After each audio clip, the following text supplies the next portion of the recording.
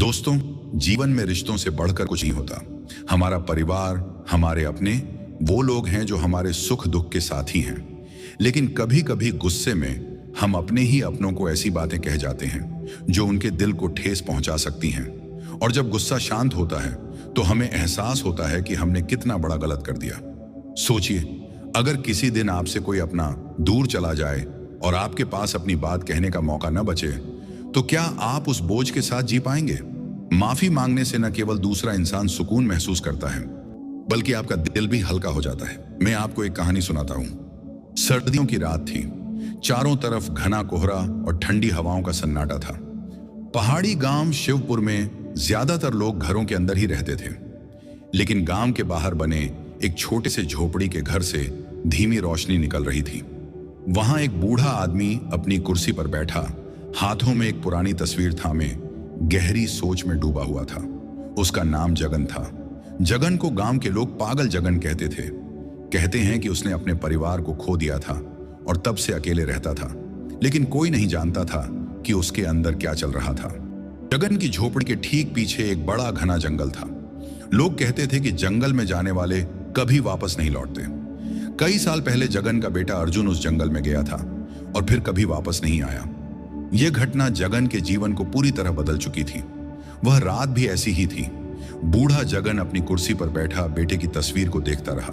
तभी दरवाजे पर खटखटाने की आवाज हुई। कौन हो सकता है इतनी रात में? उसने खुद से कहा। दरवाजा खोलने पर उसने देखा कि एक आदमी फटे पुराने कपड़ों में कांपते हुए खड़ा था। मुझे रात बिताने के लिए जगह चाहिए, मैं यात्री हूं, उसने कहा। जगन ने उसे अंदर बुला लिया। आदमी ने अपने झोले से एक लकड़ी का छोटा डिब्बा निकाला। जगन ने पूछा, यह क्या है? यह एक कहानी है जिसे सुनकर आपके सारे सवाल खत्म हो जाएंगे, आदमी ने जवाब दिया। अजनबी ने जगन को बताया कि वह जंगल से होकर आया है। क्या तुम जानते हो कि यह जंगल क्यों खतरनाक माना जाता है? उसने पूछा। मुझे बस इतना पता है कि यह जंगल मेरा सब कुछ निगल गया, जगन ने आंसुओं को रोकते हुए कहा। अजनबी ने कहा, यह जंगल तुम्हारे बेटे को नहीं निगला। इस जंगल के अंदर एक रहस्य है जिसे बहुत कम लोग जानते हैं। अगर तुम सच जानना चाहते हो तो तुम्हें मेरे साथ आना होगा। जगन पहले तो डर गया, लेकिन फिर उसने सोचा कि अगर यह आदमी सच कह रहा है तो शायद वह अर्जुन का पता लगा सके। अगली सुबह दोनों जंगल की ओर चल पड़े। सूरज की किरणें भी जंगल के घने पेड़ों के बीच रास्ता नहीं बना पा रही थी। हर तरफ अजीब अजीब आवाजें सुनाई दे रही थी। यह जंगल किसी साधारण जंगल जैसा नहीं है, अजनबी ने कहा। यह जंगल तुम्हारे डर और पछतावे से बना है। तुम्हारा बेटा यहां खोया नहीं था, उसे तुम्हारे गुस्से और लालच ने यहां पहुंचाया था। जगन ठिठक गया। तुम क्या कहना चाहते हो? उसने पूछा। अजनबी ने एक पुरानी घटना का जिक्र किया। क्या तुम्हें याद है वह दिन जब तुमने अपने बेटे को फटकार लगाई थी क्योंकि उसने तुम्हारी बात नहीं मानी थी? उसी दिन उसने जंगल में कदम रखा था। वह कुछ साबित करना चाहता था। जगन की आंखों में वह दिन तैरने लगा। अर्जुन ने कहा था, पिताजी, मैं आपको दिखा दूंगा कि मैं डरपोक नहीं हूं। लेकिन जगन ने गुस्से में उसे रोकने की कोशिश नहीं की थी। जंगल के बीचों बीच एक प्राचीन मंदिर था। वहां पहुंचते ही जगन की आंखों में आंसू आ गए। यह मंदिर क्यों है? उसने पूछा। अजनबी ने कहा, यह मंदिर उन लोगों के पछतावे और सपनों को कैद करता है जो दूसरों को खोकर जीते हैं। तुम्हारा बेटा यहां इसलिए अटका हुआ है क्योंकि वह तुम्हारे माफ करने का इंतजार कर रहा है। जगन मंदिर के अंदर गया।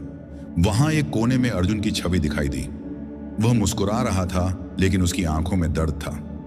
पिताजी, मैं जानता हूं कि मैं गलत था, लेकिन मैं सिर्फ आपका प्यार चाहता था। क्या आप मुझे माफ कर सकते हैं? जगन की आंखों से आंसू बहने लगे। उसने अर्जुन से माफी मांगी और कहा, तुमने कभी मुझे नहीं खोया, मैंने ही तुम्हें खो दिया था।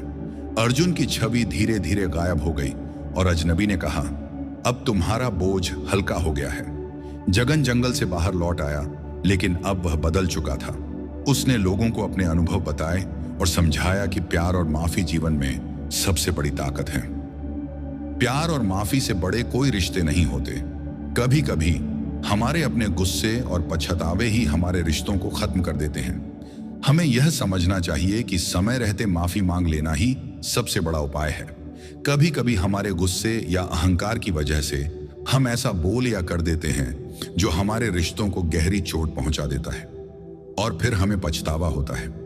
पर दोस्तों, सोचिए क्या पछतावा हमारे रिश्ते को वापस जोड़ सकता है? नहीं। रिश्तों को जोड़ने का सबसे बड़ा उपाय है माफी। माफी मांगने में कभी भी छोटा महसूस मत कीजिए। माफी आपकी ताकत है, आपकी इंसानियत है। यह दिखाती है कि आप अपने रिश्तों की कदर करते हैं। और यह भी ध्यान दीजिए कि माफी मांगने का सही समय अभी है, क्योंकि हर बीतता समय रिश्तों के बीच की दूरियों को और बढ़ा देता है। याद रखिए, प्यार और माफी से बड़ा कोई रिश्ता नहीं होता। तो आइए आज इस बात का प्रण लें कि अपने अहंकार को पीछे छोड़कर अपने रिश्तों को प्यार और माफी से संजोएंगे, क्योंकि यही हमारी सबसे बड़ी जीत है। प्यार दो, माफी दो और रिश्तों को अमर बनाओ। धन्यवाद।